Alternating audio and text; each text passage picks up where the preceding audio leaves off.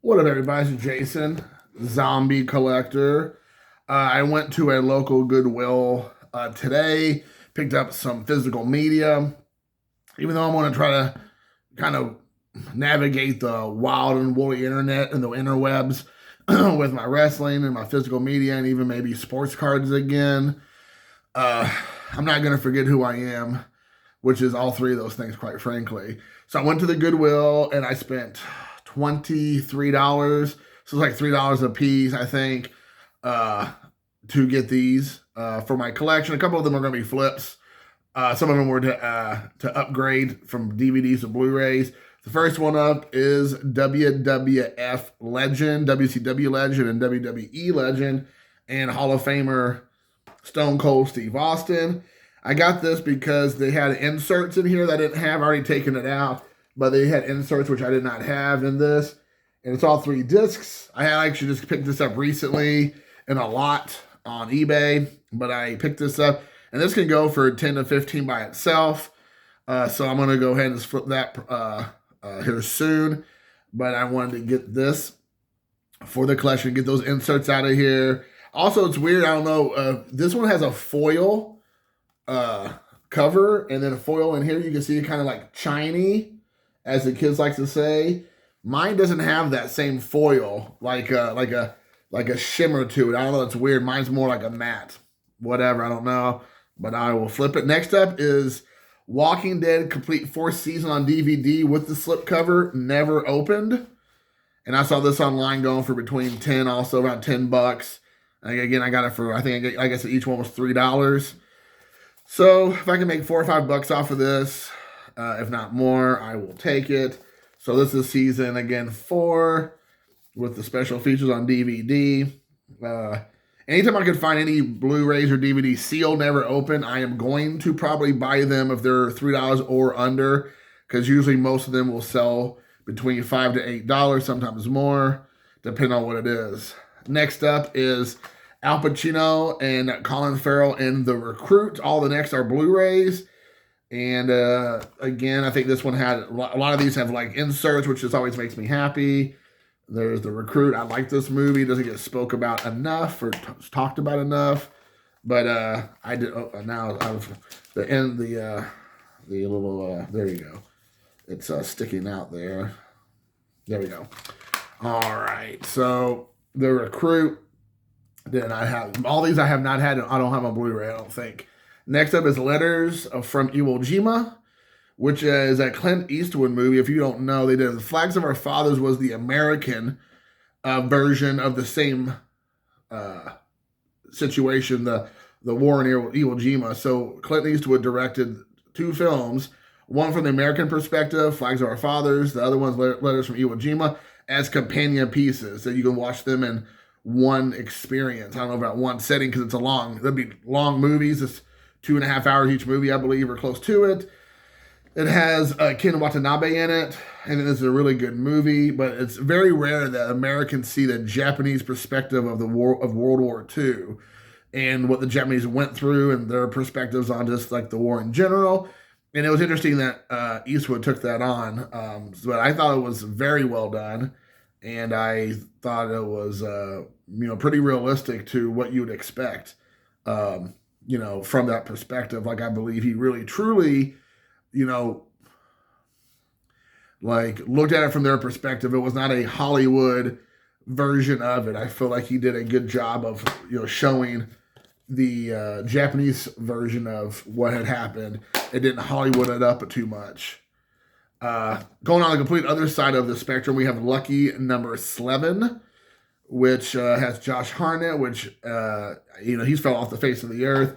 Lucy Liu, you have Bruce Willis, Morgan Freeman, Sir Bing Kingsley, Stanley Tucci.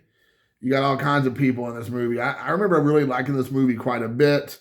And again, all these movies were $3, which I know I've said like 4 times. But I did not have this, so I wanted to get that one. I remember liking this movie quite a bit, so wanted to pick it up. Next up, I have this actually, but I didn't have it sealed. So this is John Wick sealed. Of course, there's not much to say. I think everyone and their grandmother knows about this movie. They're getting ready. John Wick 4 is getting ready to come out, I believe, next month, or maybe it's this month, February. So I'm going to be looking for. I'm going to probably watch all 3 movies in preparation to go see 4. There's very few actors. And I think I'm going to do a film. I think I'm going to do a video about. There's really no more movie stars. I know that a lot of actors and directors have said that recently. They got a lot of heat for saying that. I can't remember. Was it Quentin Tarantino? I think he said it. You know, Martin Scorsese said it to a certain degree. But there's very few actors that gets people butts in the seats. Tom Cruise apparently is the last Hollywood star, you know, mega star that can get butts in the seats. Like, he's the last one, really. Everyone else is kind of far into the wayside. No one cares about. You can drag almost into Tom Hanks, George Clooney, Julia Roberts, all these people, Sandra Bullock all these people used to bring butts to the seats. Nowadays, all of them are still doing movies. They're doing stuff all the time. No one's going to see their movies.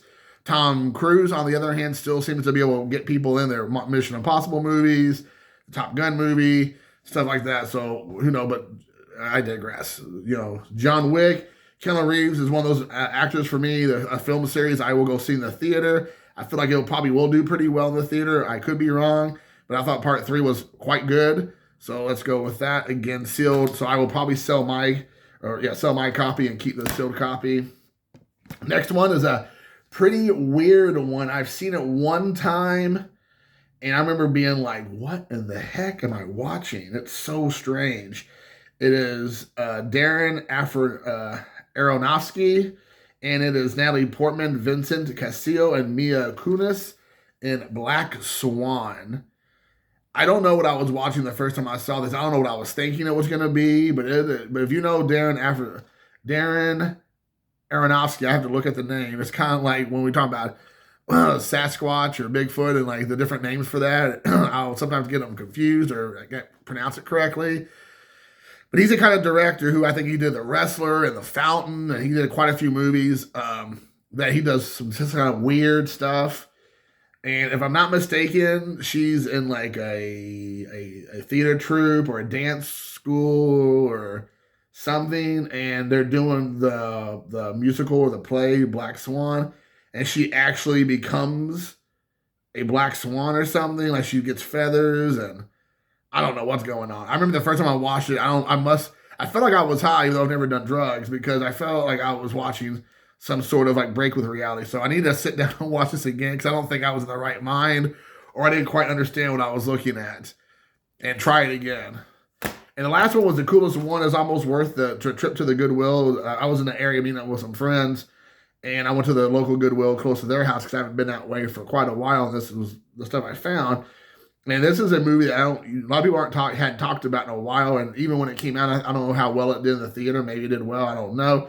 But it's Edgar Wright's Baby Driver. It is also sealed, never been opened. But you have Ansel Elgort, who he's in lots of stuff. He was in this Japanese TV show, American-made Japanese-centric TV show that was on HBO Max, I believe. You have Kevin Spacey, Lily James, Isa Gonzalez, John Hamm, and Jamie Foxx. Edgar Wright did, let's see here, he did Shaun of the Dead, At World's End, Super Fuzz.